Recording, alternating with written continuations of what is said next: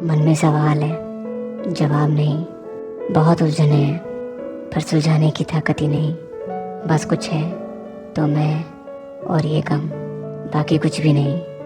कभी कभी तो सोचता हूँ कि क्या मुझ में ही कोई कमी है, कोई मुझसे खुश नहीं है। फिर चाहे वो घर वाले हों या दोस्त हों या फिर कोई और, कोई मुझसे खुश नहीं है। बहुत कोशिश करता हूँ सबको प्रूव करने की, पर कोई समझ ही नहीं रहा है या फिर समझना ही नहीं चाहता है।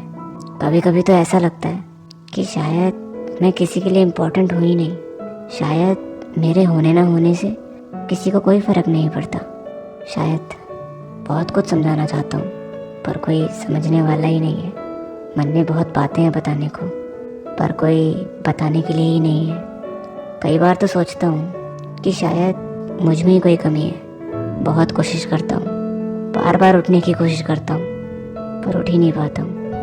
बहुत सवाल है मन में, बहुत उलझने हैं, सब उलझा पड़ा है।